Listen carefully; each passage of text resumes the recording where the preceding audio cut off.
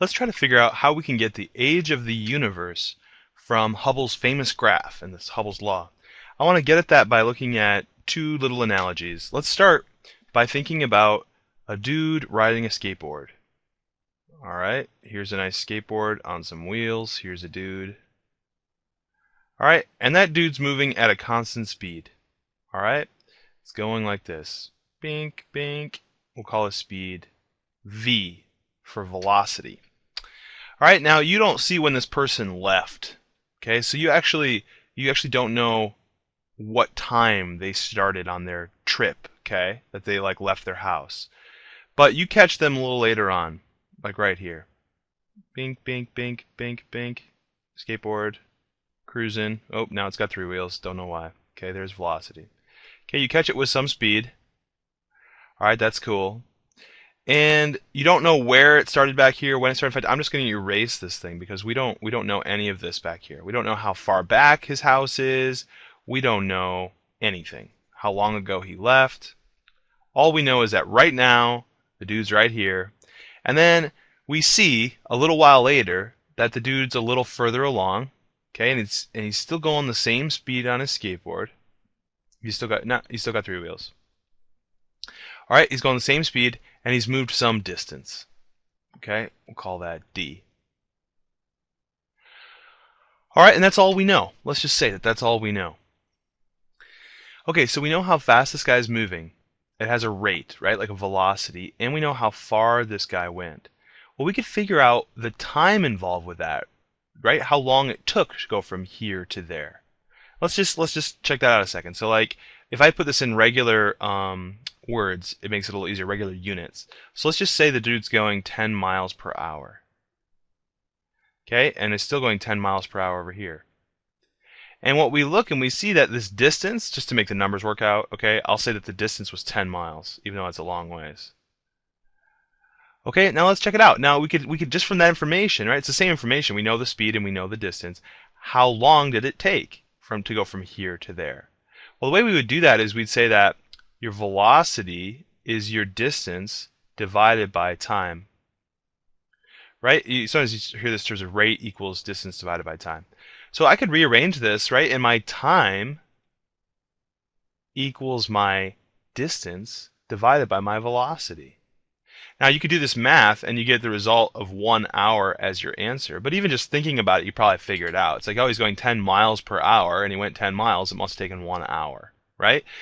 What I want you to see, though, is that from just a measurement of speed and distance, I was able to figure out the time that it took to get from here to there. Now let's just imagine, hypothetically, that I knew where this dude's house was. You think I could figure out how long ago this person left their house? Right? Well, I'd say, yeah, sure. I mean, if they're another 10 miles away from their house, right, then they must have left 2 hours ago. The point here is that with just speed and distance, I was able to get a measure of time.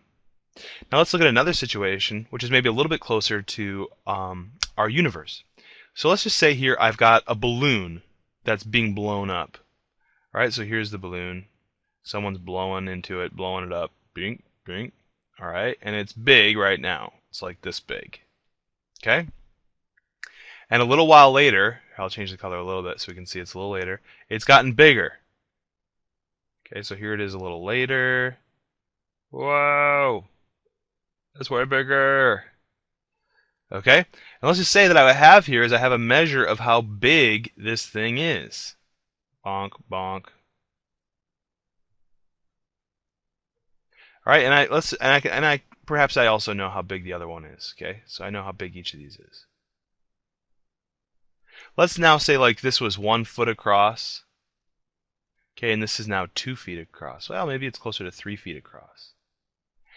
And more than that, now I've watched one of these guys, and I know how much it's growing. I know that it's getting bigger by let's just say 1/2 a foot per second. That's kind of a speed. Right? That's how much the balloon is getting bigger. If it's getting bigger by 1/2 a foot every second, then I can figure out the time between these two instances, when it was 1 foot big and 3 feet big. All right, I won't even have to do any math. What happened here? It got 2 feet bigger. It gets a half a foot bigger every second. So that means it took 1 second, 2 seconds. That's 1 foot. 1 second, 2 seconds. So 4 seconds. Okay, so the time from here to there must have been 4 seconds. Right? Because I have a speed and a size or distance. Right? And that's what Hubble's law has, a speed and a distance. So now I could take this thing backwards further still. I can say, well, at what point was this balloon 0 feet across, right? Like it wasn't blown up at all. Well, I could take that back further still, right? It was a half a second and a half a second. Let's see, or a half a foot and a half a foot. That's 2 seconds back. So I could say, well, this balloon must be 6 seconds old because I'm just playing it in reverse, right? This is exactly how Hubble's law works. Okay, Hubble's law is this graph of distance, right, and speed. Now, for any individual galaxy on here, okay, right there, that means I know how far away it is and how fast it's going. Now, let's just think that that's all I know is one galaxy, how far away it is and how fast it's going. It's important to note, though, that that distance is the distance from our galaxy to the other galaxy. So here's a way to put it. It's like, here's my imaginary balloon, right? I'll make this like, because it's exactly the same situation, I'll draw like an imaginary balloon, okay? Here's my imaginary balloon. All right? And in reality, what I'm talking about are 2 galaxies. One, this galaxy right here, right, is way over here somewhere. Galaxy, here's my awesome way to draw a galaxy, okay? And then our galaxy is this distance away, right? Here's the distance. So our galaxy's over here on the other side of the balloon, let's say. Okay, so I have a distance, and let's just say that's like, we can use whatever units you want. Now in astronomy we use like kiloparsecs, right, or megaparsecs. But it doesn't really matter. We could just say this is inches or feet or miles, whatever. Okay, so let's just say it's, we'll use the astronomer lingo, it's 10 megaparsecs away. Boom, boom. And let's just say it's going like, it has a speed, right? And we measure that speed as well. Speed we've measured using the Doppler effect. So we know that this galaxy is moving away from us at a speed of, I'm just making this up now, 1 megaparsec. We're just going to say per year, even though it's usually like millions of years. Okay, so now here's the crazy thing. We can say, how long ago was it that this galaxy and our galaxy were in the exact same place? Right? And since they were like on top of each other. Right? We know this galaxy is moving away from us, and so if we play that in reverse, they must have been closer at some point in the past, and as close as they can get is on top of each other. So how long ago were they on top of each other in the exact same place? And presumably that was when the universe began. Well, I can play this back, right? If they're 10 megaparsecs apart right now, and it's moving with a speed of 1 megaparsec each year, then it must have been 10 years ago, right, that they were on top of each other. Now here's the really crazy thing, okay?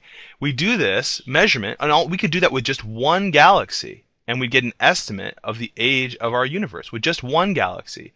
But when Hubble did this, he did it with a whole bunch of galaxies, and what he found was that they all fell on roughly a straight line. And what that means is that all of these galaxies were giving the exact same measurement, or very nearly the same measurement, for the age of our universe. In other words, it was the same amount of time, right? Since this galaxy was on top of us, and since this galaxy was on top of us, and since this galaxy, right? And what that suggests is that this is actually a very real and good measurement for the age of our universe. When we measure that, we get an enormous number, but it's a number that actually kind of makes sense with other things we know. And that is that number is roughly 13 billion years.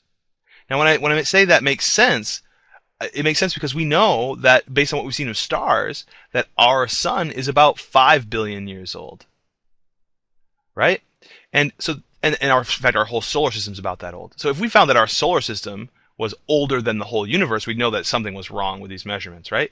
So there's a lot of things that are really consistent, and that give us very strong confidence that this is a very close estimate or measurement of the age of our entire universe. Pretty cool.